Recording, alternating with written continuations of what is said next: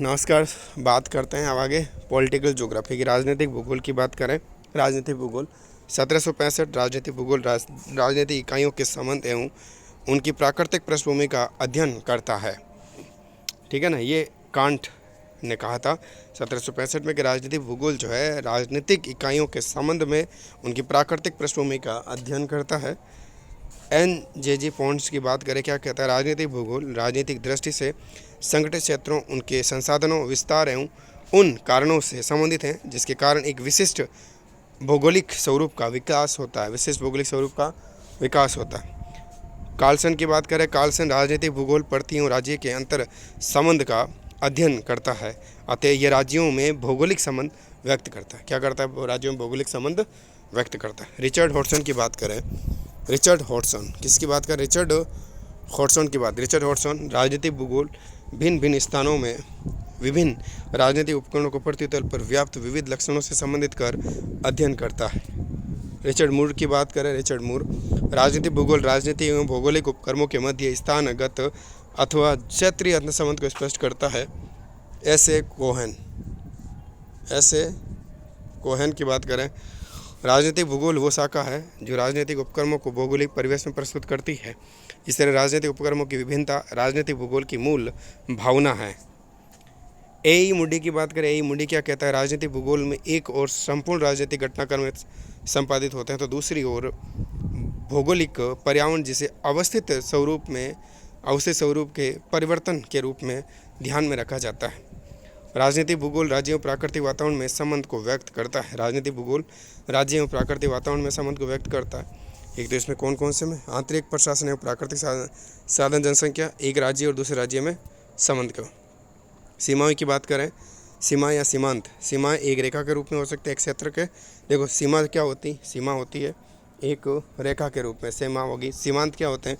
सीमांत होते हैं एक क्षेत्र के रूप में। सीमा के अंत पर यह क्षेत्र है वो होता है सीमांत। ठीक है, सीमा की यानी बाउंड्रीज की बात करें, क्रिस्टोफ क्या कहते हैं इसके संदर्भ में? सीमाएं एक प्रभुता संपन्न सरकार व विधि के अधीन रहने वाले जन समुदाय व क्षेत्र को आवर्त किए रहती है, जो प्रशासनिक आर्थिक दृष्टिकोण से ही नहीं बल्कि एक राज्य संकल्पना व धर्म द्वारा स्वीकृत रूप में रहती। पाउंड्स की बात करें, पाउंड्स की बात करें, पाउंड्स 1972 सीमाएं राज्य की संप्रभुता को उसके पड़ोसी राज्य से पृथक करते। किसी भी राज्य को अपने सीमा से बाहर कर संग्रहण, सैन्य भर्ती वगैरह और विधिक कार्यान्वयन अथवा सैन्य संचालन का अधिकार प्राप्त नहीं होता। नेरिस की बात करें, नेरिस क्या कहता है इसके संदर्भ 1980 में कि राष्ट्रीय सीमाएं अदृश्य रेखाएं हैं जो राज्यों को चारों ओर से आवर्त करती है, जबकि राजनीतिक मानचित्र पर अधिक दृश्य तत्व के रूप में होती है।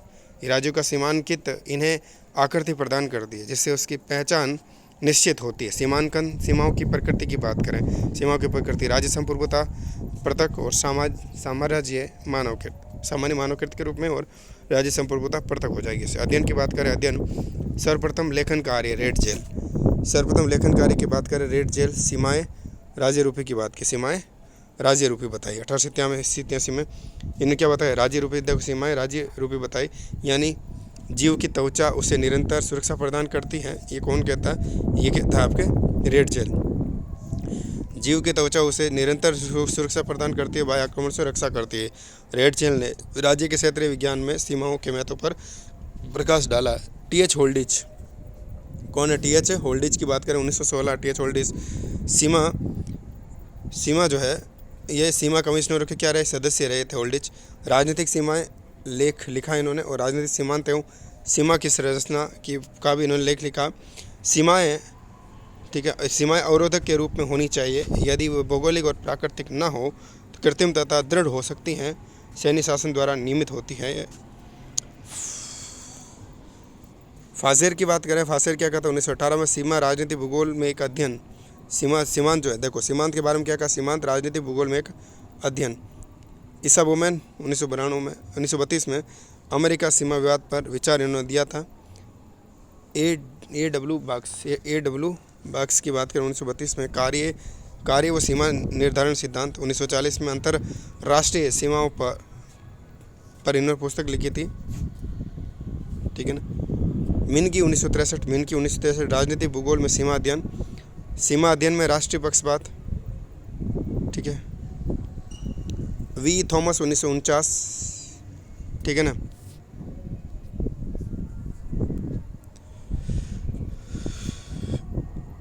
इदाहो की आंतरिक सीमाएं और कैलिफोर्निया जेवादा सीमाएं। अलेक्जेंडर 1953, बेल्जियम लेक्सबर्ग जर्मन सीमा, अरब इजराइल के मध्य सीमा। AI बर्गार्ट 1962, सीमाएं वर्जन लैंड का सैद्धांतिक भौगोलिक अध्ययन है। मैकमोहन, कौन सा मोहन? मैकमोहन, अंतर्राष्ट्रीय सीमाओं पर लेख पुस्तक। लैम्ब की बात करें 1962 में मैकमोहन लेखा पर विचार। Kirk 1960, Kirk 1960, Kirk 1960, Kirk 1960, Kirk 1960, Bharat Cheen सीमांत विवाद लेख। भारत चीन सीमांत विवाद लेख की बात, भारत चीन सीमांत विवाद पर लेख। Karl W. ड्यूस 1947, जर्मनी के सीमांत पर अपने विचार, जर्मनी के सीमांत पर अपने विचार। नफीस अहमद 1953, भारत पाक सीमा विवाद ट्रिब्यूनल लेख। प्रेस्कॉट, सीमांत व सीमा, प्रेस्कॉट।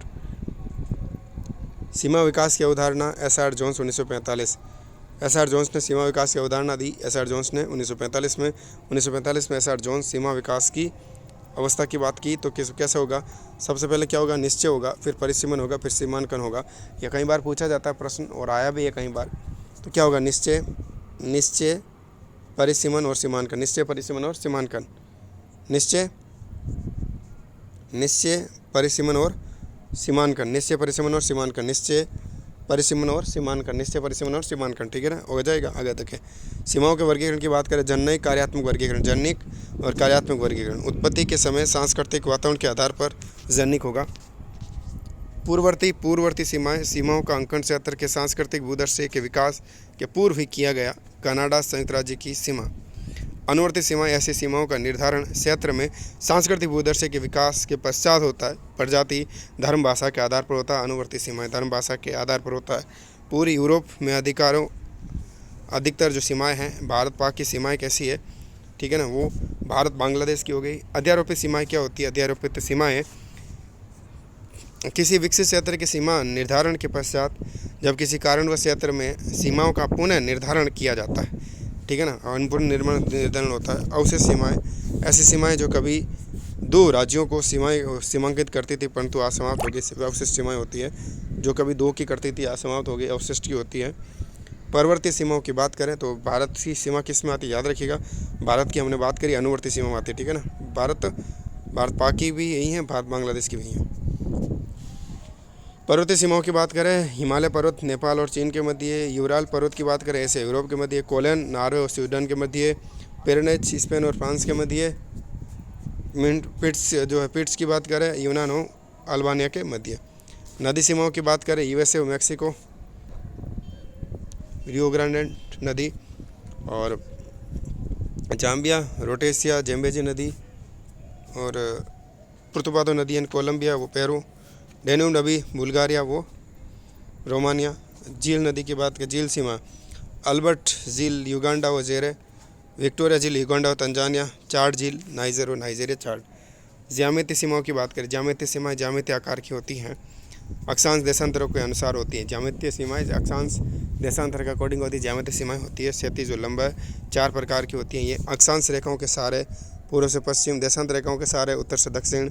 दो बिंदु के मध्य एक ही अक्षांश देशांतर पर स्थित ना हो के मध्य सबसे छोटा जुड़ाव।